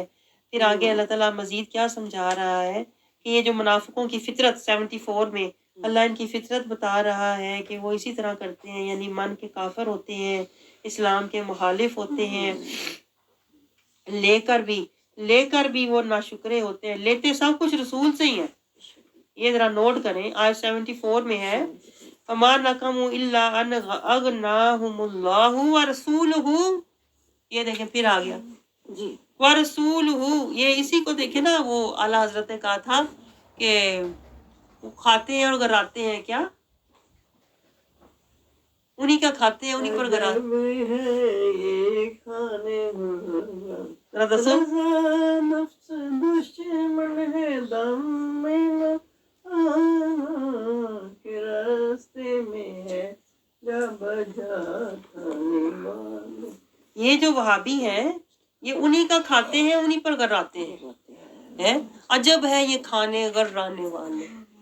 یہ نجدیوں کے بارے میں نا احمد رضا خان بریلوی نے یہ شعر یہاں سے ہی لے کر کہا تھا کہ دیکھو انہیں بھی جو کچھ بھی مل رہا ہے نا، جو کچھ انہیں بھی مل رہا ہے اسلام کے نام پہ مل رہا ہے، یہ عزت، یہ آپ کو جو لوگ آپ کی قدر کر رہے ہیں، اللہ کا رزق بھی مل رہا ہے نا، یہ جو دنیا میں تمہیں رحمتیں مل رہی ہیں نا، یہ تمہیں کہاں سے مل رہی ہیں؟ اغناہم اللہ ورسولہ من فضلہ، یہ اللہ اور اس کے رسول نے، دیکھیں اللہ رسول کو ساتھ ساتھ رکھے ہوئے ہیں، فضل بھی ہے تو اللہ اور اس کے رسول کا ہے، یہ نہ سمجھو کہ صرف اللہ ہی فضل کرتا ہے، جیسے کہ وہابی کہتے ہیں، وہابی کیا کہتے ہیں؟ وہابی کہتے ہیں کہ اللہ ہی فضل کرتا ہے، اللہ ہی دیتا ہے۔ تو قرآن کیا کہہ رہا ہے؟ قرآن ہمارا عقیدہ ہمیں سمجھا رہا ہے کہ فضل اللہ تو کرتا ہے، لیکن اللہ در مصطفیٰ سے کرتا ہے، رسول ہو کے ساتھ لکھا ہوا ہے من فضلہ، سبحان اللہ۔ پھر اللہ کہہ رہا ہے اگر یہ توبہ کر لیں، یعنی اگر یہ توبہ کر لیں گستاخی رسول سے تو ان کے لیے بہتر ہے، اور اگر روح گردان رہیں تو اللہ انہیں دنیا اور آخرت میں دردناک عذاب دے گا، اور ان کے لیے کیا ہوگا؟ کوئی نہ کوئی دوست ہوگا نہ کوئی مددگار ہوگا۔ یہ دیکھیں نا آپ، اللہ تعالیٰ یہ سارا یہ ہمارا عقیدہ ہے، یہاں سے لے کے ہم کہتے ہیں کہ ہم بریلوی ہیں، ورنہ یہ بات نہیں، ہم کوئی بریلوی مسلمان نہیں ہوئے، بلکہ انہوں نے یہاں سے عقیدہ لیا اور ہمیں سمجھایا، جب ان کے ذریعے ہمیں عقیدے کی سمجھ آئی تو ہم کہتے ہیں ہم بریلوی مسلمان، ہم حنفی مسلمان۔ حنفی کیوں ہے؟ ابراہیم علیہ السلام جو ہے، اللہ تعالیٰ نے کہا ہے نا، پیچھے گزرا ہے کہ وہ حنیفاً مسلمان تھے، تو ہم کیا کہتے ہیں؟ حنیفاً کا مطلب ہوتا ہے سچے سچے مسلمان۔ بریلوی کون ہوتا ہے؟ جو حقیقت کو عیاں کرے، جو بریلوی ہوتا ہے جو حقیقت ڈھونڈ ڈھونڈ کے، یہ حقیقت ہے نا جو ہماری نظروں سے چھپی ہوئی تھی، اس لیے ہم کہتے ہیں ہم بریلوی مسلمان ہیں۔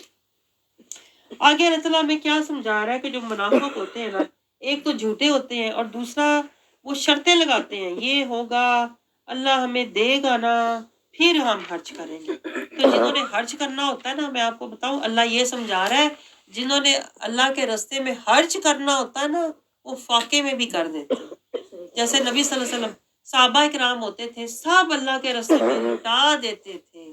جیسے رسول اللہ صلی اللہ علیہ وسلم ہے کہ گھر میں فاقے ہوتے تھے، دروازے پر کوئی سائل آتا تھا تو جو ایک کھجور ہوتی تھی نا وہ بھی اس کو دے دیتے۔ وہ جو منافق ہوتا ہے وہ کیا کہتا ہے؟ ہاں ہلے ویکھاں گے، ہلے تے کاروبار شروع ہویا ہے، کتے چلے گا، کتے منافع ہوئے گا، جے منافع ہویا تے نواں گے۔ اللہ فطرت بھی دیکھیں ساتھ ساتھ سمجھاتا ہے کہ فطرت سے پہچاننا کون مومن ہے کون منافق۔ مومن لٹا دینے والا ہوتا ہے فطرتاً اللہ کے راستے فی سبیل اللہ۔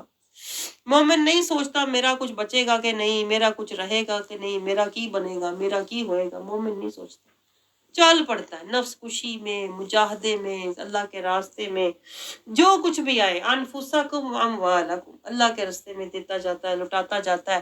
کوئی سائل آئے کوئی مائل آئے، دونوں کو دیتا جاتا ہے، کوئی گائل آئے اس کو بھی دیتا جاتا ہے۔ تو اللہ تعالیٰ کیا سمجھا رہا ہے؟ ان منافقوں میں بھی بعض وہ ہیں جنہوں نے اللہ سے عہد کیا تھا اگر اس نے ہمیں فضل سے دولت دی تو ہم ضرور دیں گے، خیرات کریں گے اور نیکوکاروں میں سے ہو جائیں گے۔ اللہ تعالیٰ کہتا ہے وعدوں پہ نہ رہو، عمل پہ رہو۔ بس جب اس نے انہیں اپنے فضل سے دولت دی تو پھر وہ بخل کرنے لگے اور روح گردانی کرنے لگے، تو یہ تو ان کی فطرت ہے۔ اللہ تعالیٰ کہتا ہے کہ شرطوں پہ رہتے ہیں، ایمان پر نہیں ہوتے۔ ایمان ہو تو بندہ پھر یہ نہیں دے، انتظار نہیں پھر بندہ کرتا، ہر حال میں اللہ کے راستے میں دے دیتا ہے۔ آگے اللہ تعالیٰ کیا سمجھا رہا ہے کہ منافق جو ہوتا ہے وہ اللہ کی بارگاہ سے انعامات لے کر مکر جانے والے ہوتے ہیں، یہ ان کی فطرت ہوتی ہے۔ پھر آگے اللہ تعالیٰ کہتا ہے یہ حالات ہی دیکھتے رہتے ہیں، حالات کیسے ہیں، جب حالات موافق ہوں تو چل پڑتے ہیں، نہ موافق ہوں تو نہیں چلتے۔ یہ اللہ تعالیٰ پھر آگے مزید کیا سمجھا رہا ہے، اب میں تیزی سے گزر رہی ہوں۔ اگر اللہ تعالیٰ کہہ رہا ہے کہ کیا انہیں معلوم نہیں کہ اللہ ان کے بھید اور ان کی سرگوشیاں جانتا ہے، یعنی کیا تم فائدے دے کر چلتے ہو حالانکہ تمہیں حق دے کے چلنا چاہیے تھا۔ اور اپنی اللہ تعالیٰ آگے کہہ رہا ہے 79 میں، برضا و رغبت خیرات دینے والے مومنوں پر ان کے صدقات ریاکاری مجبوری کا الزام لگاتے ہیں، اور نادار مسلمان جو محنت مشقت کے سوا نہیں پاتے نہیں پاتے سو یہ ان کے جذبہ انفاق کا بھی مذاق اڑاتے ہیں۔ یعنی اللہ ان کی فطرت ہی میں بتا رہا ہے نا، منافقانہ فطرت کیا ہوتی ہے، نہ خود خرچ کرتے ہیں اور نہ دوسرے خرچ کرتے ہیں تو انہیں بھی باتیں سناتے ہیں۔ اللہ تعالیٰ پھر اپنے محبوب کو کیا کہہ رہا ہے کہ یہ جو منافق ہے نا، اب یہ کنکلوژن دیکھیں، اللہ نتیجہ نکال رہا ہے کہ یہ جو منافقانہ فطرت ہے نا، یہ کیا ہوتا ہے، جس کا لیتے ہیں نا اسی کو برا کہتے ہیں، جہاں سے سب کچھ مل رہا ہے اسی کی گستاخی کرتے ہیں، اور اپنا یعنی کہ نام اپنا لگاتے ہیں، لیتے کہیں اور سے ہیں، نام اپنا لگا کے تو اپنی بڑائی بیان کر رہے ہوتے ہیں، رسول کی عظمت اور بڑائی بیان نہیں کرتے، رسول کے نافرمان ہوتے ہیں، گستاخ ہوتے ہیں، رسول کی زبان درازی کرتے ہیں اور دست درازی بھی کرتے ہیں اور اللہ اور اس کا رسول کا حق مارتے ہیں، تو اللہ کہتا ہے یہ ایمان والوں کا بھی مذاق اڑاتے ہیں، وَلَهُمْ عَذَابٌ أَلِيمٌ۔ اب دیکھیں یہ جو ہے یہاں پر ایک بہت بڑا اس وقت ایک منافق تھا مکے میں بھی، اس کا نام تھا عبداللہ بن ابی۔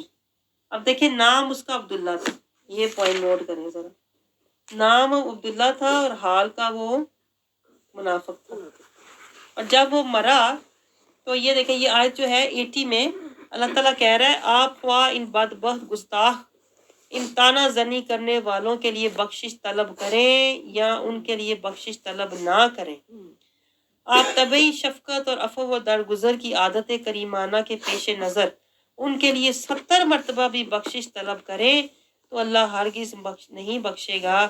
یہ اس وجہ سے کہ انہوں نے اللہ اور اس کے رسول کے ساتھ کفر کیا، نافرمان اللہ نافرمان قوم کو ہدایت نہیں دیتا۔ تو یہ اللہ رب العزت نے آیت کب نازل کی تھی، جب عبداللہ بن ابی کہتے ہیں ایک بہت بڑا منافق تھا اور اس نے پورا اپنا ایک گروپ بنایا ہوا تھا جو رسول اللہ صلی اللہ علیہ وسلم کے خلاف سازشیں کرتا، یعنی سامنے بڑا منہ پہ ان کا دوست ہوتا، کہتے ہیں مسجد میں آتا تو آ کے کہتا یہ اللہ کے رسول ہیں ان پر ایمان لاؤ، یعنی خود کھڑا ہو جاتا رسول اللہ کے آگے اور دوسروں کو کہتا کہ میں تو ان کو مانتا ہوں تم بھی مانو، بڑائی اصل میں وہ اپنی کر رہا ہوتا تھا، اندر منافقت تھی، تو لوگوں کو کہتا کہ ہاں میں بھی مانتا ہوں تم بھی مانو، تو جب رسول اللہ صلی اللہ علیہ وسلم کی باتیں سنتا تو باہر جا کے تروڑ مروڑ کے گروپ بنا کے سازشیں کرتا، لوگوں کو رسول اللہ صلی اللہ علیہ وسلم کے خلاف اکساتا، کسی کو کہتا یہ تو کان ہے جو کہہ دو مان لیتے ہیں، جو کہہ دو جو مانگو دے دیتے ہیں، اگر انہیں اتنا علم ہوتا تو انہیں پتہ نہ ہوتا میں منافق، یہ تو پتہ ہی نہیں، حالانکہ رسول اللہ صلی اللہ علیہ وسلم کو سب خبر تھی، لیکن آپ اللہ کے حکم کے مطابق خاموش تھے۔ تو کہتے ہیں کہ جب یہ مرا تو کیا ہوا کہ اس کا جو تھا نا بیٹا، اس نے جب موت کا وقت قریب آیا نا تو اس کو احساس ہوا کہ میں نے تو ساری زندگی رسول اللہ صلی اللہ علیہ وسلم کی دشمنی کی ہے، اسلام کی مخالفت کی ہے، میں نے تو بڑا غلط کام کیا، آخری وقت اس کو احساس ہوا، تو رسول اللہ صلی اللہ علیہ وسلم کی میں کہتی ہوں رحمت پہ قربان جائیں، رسول اللہ صلی اللہ علیہ وسلم کو پتہ چلا نا کہ وہ نزع کے عالم میں ہے، تو رسول اللہ صلی اللہ علیہ وسلم تشریف لے گئے اس کے پاس، تو وہ کہتا ہے کہ آپ میری نماز جنازہ پڑھا دیں، رسول اللہ صلی اللہ علیہ وسلم کو کہتا ہے میری نماز جنازہ پڑھا دیں، اس وقت کہتا ہے، تو رسول اللہ صلی اللہ علیہ وسلم کی ساری زندگی دیکھیں اس نے مخالفت کی، سازشیں کی، دشمنیاں کی اسلام کے خلاف، اللہ کے خلاف، تو اللہ نے کہا اپنے محبوب سے کیا کہا کہ آپ تو طبیعت کی اتنے نرم ہے نا، آپ سے تو نہ ہوتی نہیں، آپ سے تو کوئی بھی کہہ دینا، بڑے سے بڑا دشمن بھی آ جائے نا آپ تو دے ہی دینا ہوتا ہے۔ تو اس نے یہ کہا جب رسول اللہ صلی اللہ علیہ وسلم کو، تو اللہ نے منع فرما دیا کہ آپ نے نہ ان کے لیے دعا کرنی، آپ نے اس کے لیے دعا نہیں کرنی، اب اس کا اور میرا معاملہ ہے، جو ساری زندگی آپ سے دشمنی کرتا رہا ہے نا، جو ساری زندگی آپ کو اذیت دیتا رہا ہے نا، اللہ کہہ رہا ہے آپ نے اس کی قبر پہ کھڑے ہو کے دعا نہیں کرنی۔ اب اس بات کو دیکھیں جو وہابی ہے نا وہ اس طرح یوز کرتے ہیں کہ اللہ نے رسول کو ڈانٹا، اللہ نے رسول کو منع کیا کہ تم کرنے کیا جا رہے ہو، حالانکہ بات الٹ ہے۔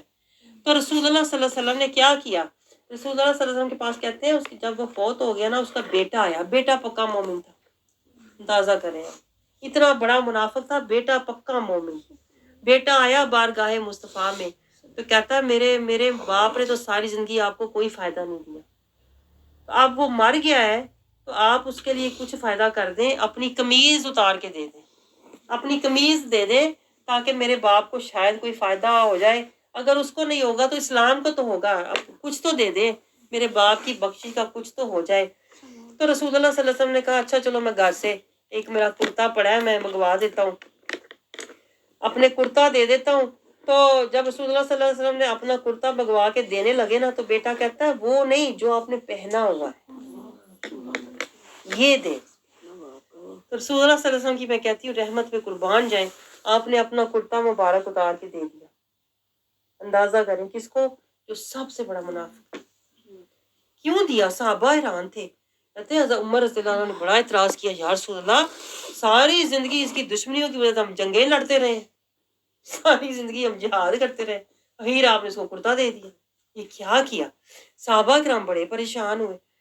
تو رسول اللہ صلی اللہ علیہ وسلم کہتے ہیں, فرمایا آپ صلی اللہ علیہ وسلم نے کہ اس کی ذات نے تو دشمنی کی لیکن اب یہ مر چکا ہے نا, اب میں سوچ رہا ہوں کہ اس کے مرنے کے بعد اسلام کا کوئی فائدہ ہو جائے. اب اسلام کا کیا فائدہ تھا؟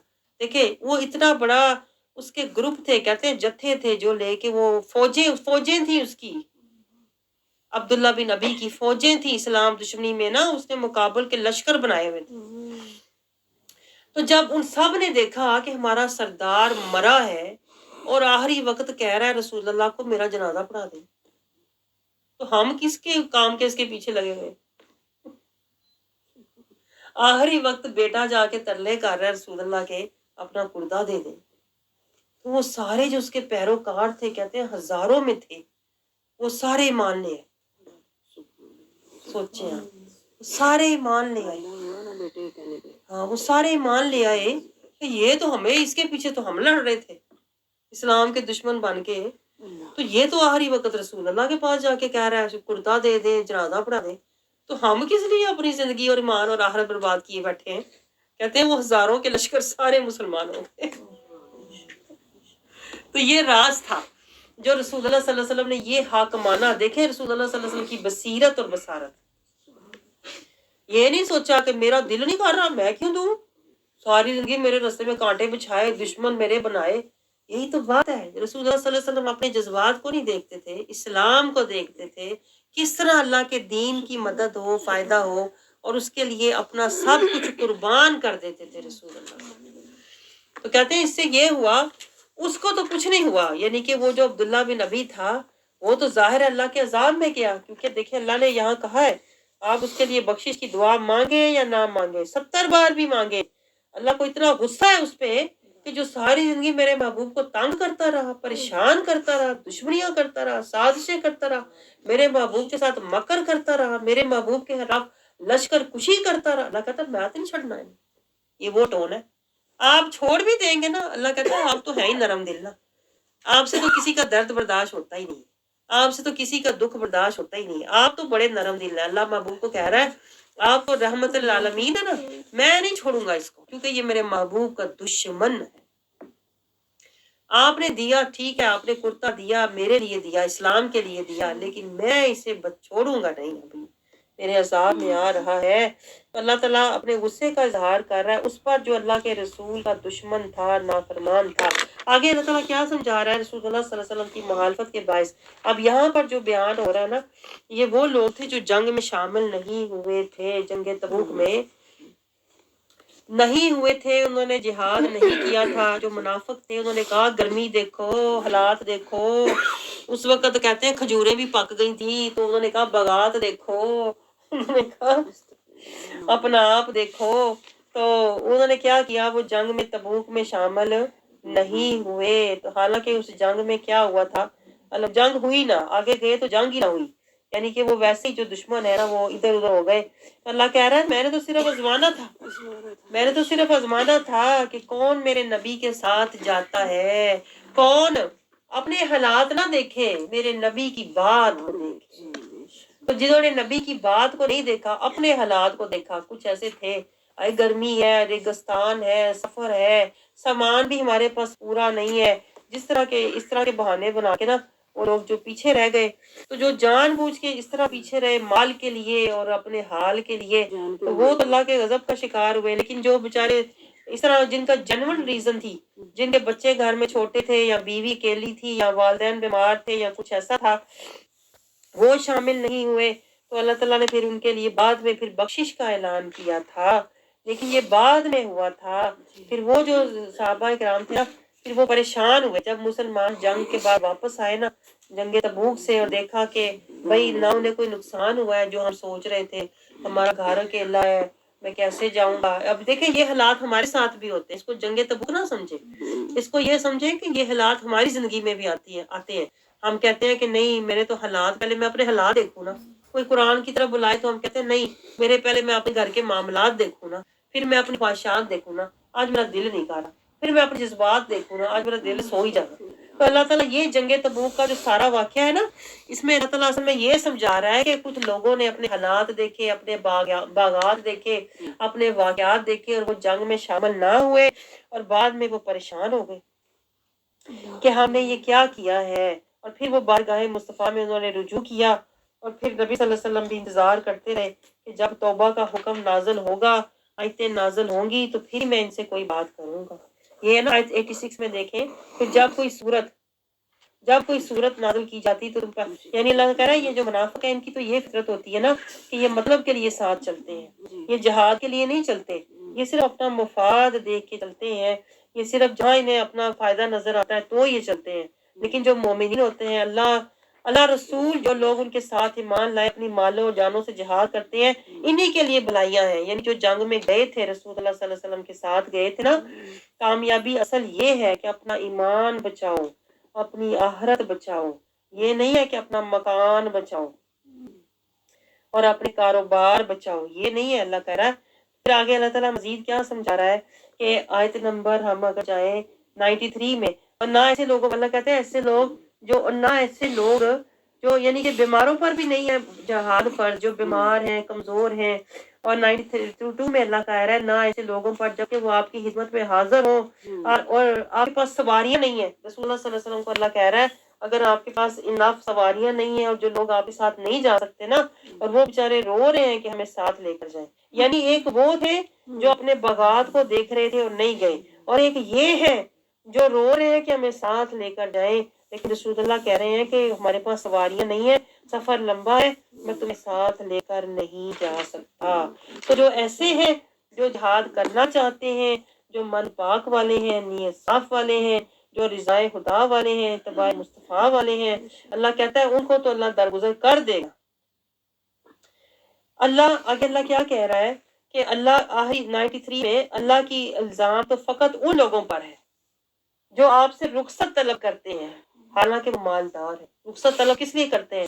کہ ہم نے اپنے مکان کا خیال رکھنا ہے، اپنے خاندان کا خیال رکھنا ہے، اپنے مال کا خیال رکھنا ہے۔ تو اللہ کہہ رہا ہے کہ وہ مال ہونے کے باوجود آپ سے رخصت طلب کر رہے ہیں، اور وہ اس بات سے خوش ہے کہ وہ پیچھے رہ جانے والی عورتوں اور معذوروں کے ساتھ رہیں۔ ہونا تو یہ چاہیے تھا کہ وہ مردانہ وار، دیوانہ وار، مومنانہ جہاد کے لیے مخلصانہ نکلتے، لیکن اللہ کہتا ہے وہ تو حالات، جذبات، واقعات میں ہی رہ گئے۔ تو پھر اللہ نے کیا کیا؟ اللہ نے ان کے دلوں پر مہر لگا دی۔ مہر لگا دی کا مطلب کیا ہے؟ اللہ نے ان کے دل سے جہاد کی چاہت ہی چھین لی۔ جہاد پر اگر جاتے تو اپنا ایمان بچاتے، یہ پوائنٹ نوٹ کریں، اگر جہاد پر جاتے تو اپنی آخرت بچاتے، ان کا نقصان نہ ہوتا۔ اللہ یہ سمجھا رہا ہے نہ جا کے بلکہ انہوں نے اللہ کا قہر لیا، ان کے دلوں پر اللہ کی مہر لگ گئی۔ وَطَبَعَ اللَّهُ عَلَىٰ قُلُوبِهِمْ فَهُمْ لَا يَعْلَمُونَ۔ وہ نہیں جانتے، جا کے وہ بچے نہیں ہیں نقصان سے، جا کے جو وہ نہیں گئے نا، اصل میں وہ بچے نہیں ہیں، اصل میں انہوں نے اپنے ایمان کا نقصان کیا۔ اگر جاتے تو ان کا ایمان بچتا۔ اللہ کہتا ہے لا یعلمون، جانتے ہی، سمجھ رہے ہیں گھر بیٹھ کے ہم نے اپنا مکان بچا لیا، باغات بچا لیے، اگر ایمان چلا گیا تو پھر کچھ بھی بچا نہیں۔ یہاں پر 10واں سپارہ ختم ہو جاتا ہے، اور سارا آپ دیکھیں جتنا بھی ہم نے 10واں سپارہ پڑھا ہے سورۃ توبہ میں، سارا کیا بیان آ رہا ہے؟ اللہ رسول ساتھ ساتھ، اللہ رسول پاس پاس، اور ایمان کیا ہے؟ اللہ کے رسول کی اطاعت۔